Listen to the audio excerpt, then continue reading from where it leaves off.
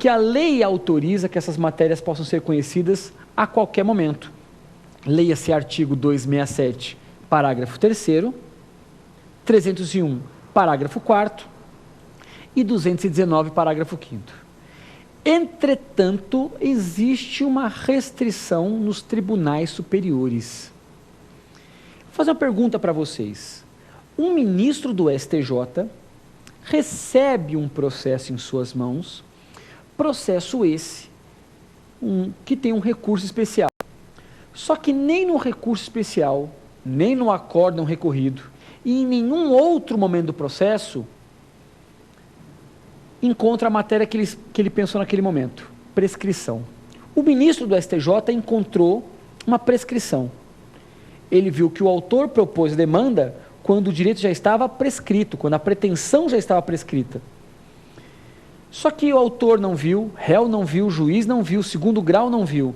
Ele, ministro do STJ, juiz, pela primeira vez constatou esse vício. Eu pergunto para vocês, é possível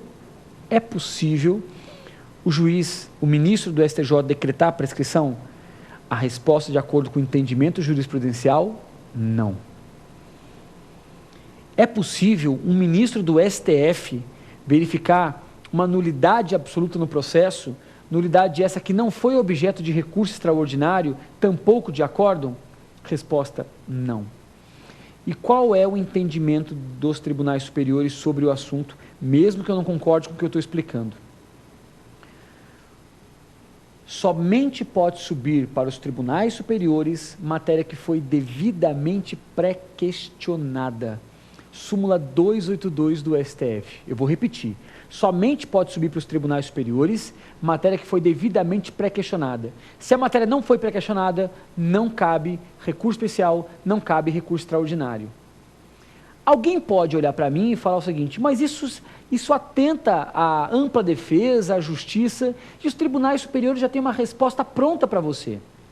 Nós, STJ e STF, não somos mais um tribunal colocado à disposição dos consumidores do judiciário. Nós, STJ e STF, somos um tribunal de superposição. Nossa função é a uniformização da lei federal e da Constituição. Seu direito, ele está todo circunscrito na plataforma do duplo grau. Você não pode discutir em sede de STJ e STF matérias de fato e tampouco teses que não tinham sido ventiladas nas instâncias inferiores. Então eu, Tribunal Superior, não sou um tribunal a mais, uma terceira instância. E é esse o argumento que se adota pelos tribunais superiores para dizer o porquê que eles não podem conhecer dessas matérias. Com todo respeito, não concordo com isso. Existe um entendimento da doutrina, e esse entendimento diz o seguinte, que existe uma súmula do STF, que é a 456, que diz que quando o tribunal recebe o recurso, ela vai aplicar o direito à espécie, ou seja, verificar todas as peculiaridades da situação, inclusive verificando os vícios. Mas, não obstante a súmula, que eu particularmente não tenho um posicionamento com base nessa premissa, eu tenho uma outra questão. Olha que questão interessante. O STF está vedado de conhecer uma nulidade que ele mesmo encontrou, mas que, como não tinha sido pré-questionada, ele não pode analisar. Agora, nada impede que uma das partes, em sede de ação rescisória, possa alegar essa nulidade. É no mínimo contraditório. A matéria, objeto de nulidade, não pode ser decretada no próprio processo em que ela se formou. Mas nada impede que numa ação desconstitutiva eu possa fazê-la.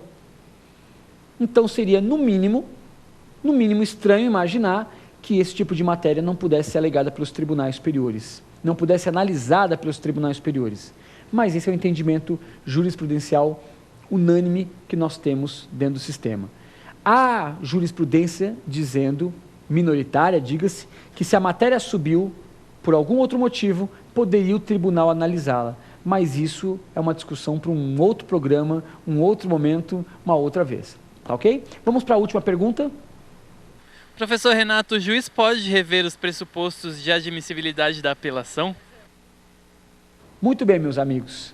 Pergunta: o juiz pode verificar, rever os pressupostos de admissibilidade da apelação? Mais uma matéria que nós havíamos enfrentado no programa. Nós vimos que existe uma permissibilidade no artigo 518, parágrafo 1º, para que o juiz possa, no sentido de que o juiz possa rever esses pressupostos. Mas a lei dá ênfase aos efeitos. O juiz pode mudar os efeitos. Só que, evidentemente, ele pode mudar também os requisitos de admissibilidade.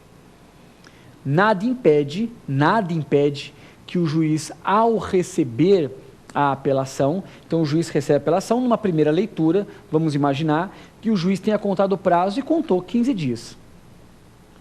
2 dias depois, o juiz pode, pensando melhor, essa é a frase, pensando melhor, falar: peraí, eu contei errado, prazo é de 15 dias e ele protocolizou no 16º, está fora do prazo.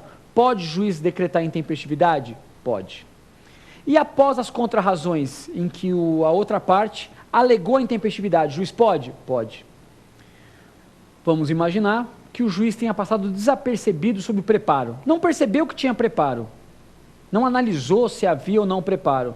A outra parte informou, ou o cartório mesmo comunicou, o juiz pode, mesmo tendo originariamente admitido a apelação, depois não recebê-la. Tudo bem? Então o que eu quero dizer para vocês é que os pressupostos de admissibilidade, eles não precluem. Tanto é, só para a gente poder encerrar, que se porventura o juiz de primeiro grau admitir uma apelação que esteja, vírgula, fora do prazo, vírgula, pode o tribunal, ao receber o recurso, decretar sua intempestividade. Tá joia? Meus amigos, muito obrigado pelo segundo bloco. Vamos agora para o último bloco, o X da questão.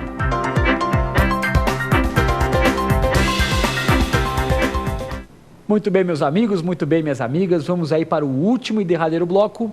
Vamos falar do X da questão, pegando 2 questões que já caíram em exames anteriores. Vamos então para a primeira questão que caiu na OAB-CESP. Vamos ler aqui. No que se refere à apelação, assinale a opção correta. A. Quando o processo tiver sido extinto sem julgamento de mérito, agora a gente tem que ler sempre sem resolução de mérito, a gente não fala mais julgamento, é defeso ao tribunal julgar desde logo a lide, devendo devolver o processo para julgamento pelo juiz de primeiro grau. Muito bem. Gente, primeira consideração, tenham medo dessas questões absolutas, nunca, sempre, é defeso, em todos os casos, em nenhum caso. A gente aprendeu, vimos isso não só no primeiro bloco como no segundo, o artigo 515, parágrafo 3º, permite que o juiz possa conhecer a matéria de mérito como se primeira instância fosse. Então, a alternativa A, evidentemente, está errada. Quando ela diz que é defeso, o juiz não deve devolver. Ele pode devolver dependendo da situação. Tudo bem? Vamos para a segunda, para a linha B.